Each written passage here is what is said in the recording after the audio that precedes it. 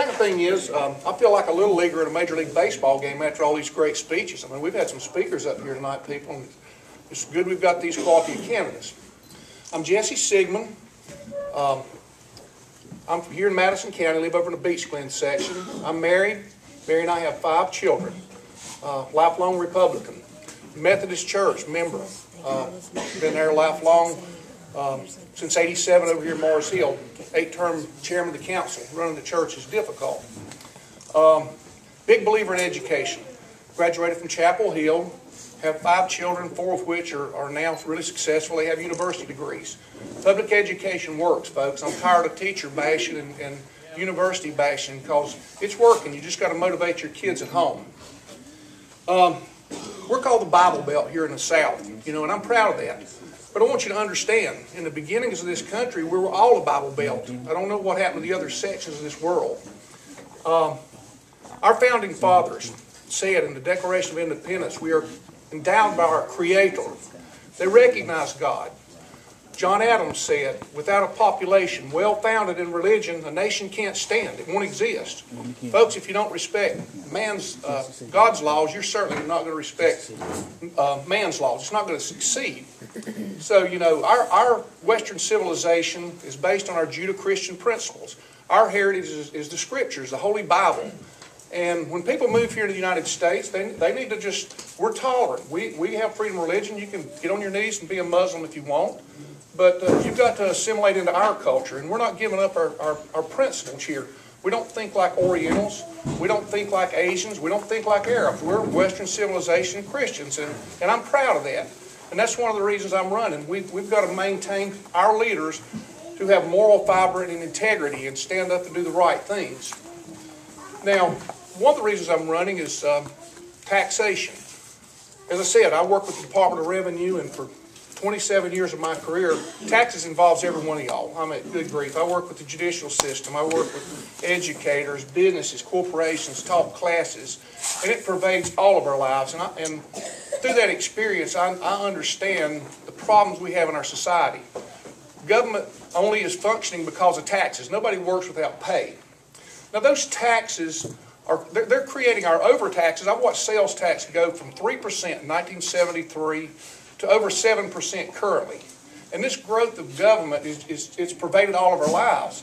And it's creating a welfare state in our nation. It's eroded our work ethic, and we're crumbling as a result of this.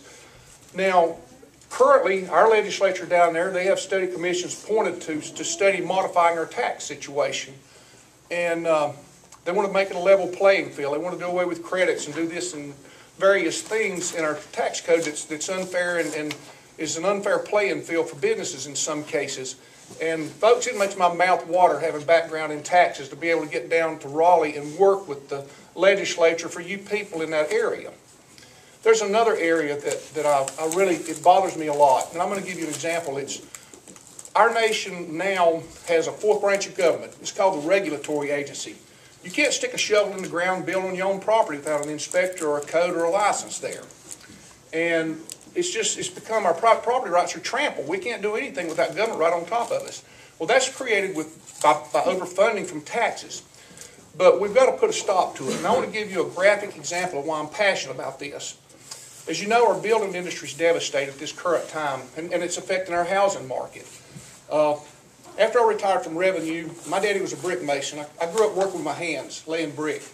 I equate $1 to hard labor in that hot sun for 10 hours a day. But I'm getting back. I went with the building industry with Anthony and Susie and Jimmy Willis, who a lot of you know, selling building materials. And when this economy went flat in 2008, their business was devastated. And so they decided to open a flea market. And flea markets are something we all enjoy. And right there in Weaverville, at the old feed and seed market, we had a great flea market going. But the town of Weaverville, I didn't know this at the time, but cities have a 1-mile jurisdiction outside their boundaries when they can dictate what you do with your land. Fundamentally wrong. I mean, that's wrong. There's no justification. It's unconstitutional. I'm not a lawyer, but I'm pretty sure that could be beaten in the court of law. There's lawyers here that could tell you more about that.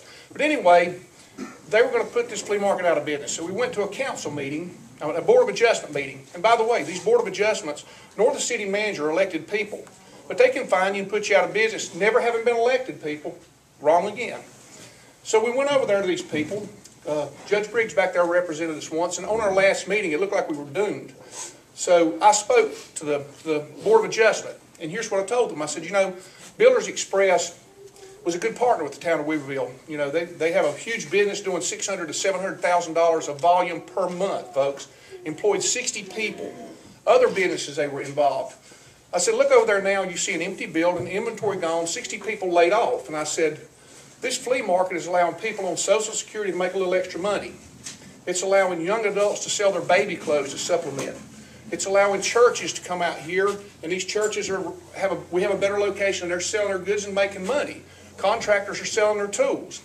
So this board agreed, let's get together and compromise on this. Y'all get with our town manager and reach a solution.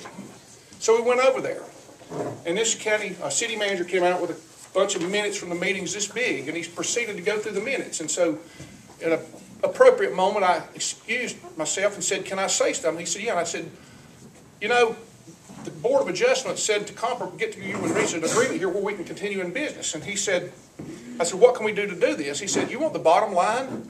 I said, yeah, I want the bottom line. He said, Jesse, the city of Weaverville doesn't allow a flea market, and you're not going to have one. And I said, well, we have attorneys debating this point. We don't have the funds that your city has to take this to the Superior Court level. So we're out of business. Private property rights. Private property rights, folks. They're being trampled. Now, the reason I'm running is because I have experience. I have experience in all areas of life. I'm a proponent of education. I've lived in Yancey County for 12 years before I moved over the mountain into Madison County. And the reason I'm there is politics. The reason I'm in these mountains is politics. I grew up in Catawba County, but in 1972 we elected our first Republican governor, Jim Holtzhauser. And he appointed a Secretary of Revenue named Howard Coble. Howard's our longest standing congressman from North Carolina, great person. A guy named Kermit Banks, former sheriff over in Yancey County, a lot of you know him, and the former clerk of court, Arnold Higgins, had a tax collector who was basically incompetent, and they didn't like him, and they wanted a Republican tax collector up here to enforce the revenue laws. And I was the only one they had because prior to 72, Republicans weren't hired in state government. And they sent me. So I've been up here, and I've been encountering these Democrats for a long time and trying to be a model citizen for the Republican Party and professionally in my work. Now, I ran this race. I have a history in this race. In 1998, recognizing that the election years of the 10th year, when you redistrict, is crucial. So I ran in 98 in a five-county district, the old 52nd, with a running mate. His name was Lennon Hall. We weren't successful, but I persevered and ran in 2000. And running a two-member race is like a two-legged or three-legged race with a sack. You know, it's hard to do. But my running mate, and I feel like I aided in her, got elected, Marge Carpenter. That's the only Republican legislature we've had from Madison County since 1964, if memory serves me correct. Our legislatures have been arrogant. They have no accountability. Now, I'm running, and I'm convinced I only missed Madison County in this last race by 61 votes. And that's pretty strong. You know, this is a hard county to run in. I've done it, and I've run it twice, hard to do. But 61 votes is all I missed. I know, with my experience in Yancey County, my past history of running, my name recognition, I can put Ray Rapp back on the Morris Hill College campus. And I want your vote. I want you to give me the chance to go down there and represent this district. Vote Jesse Sigmon.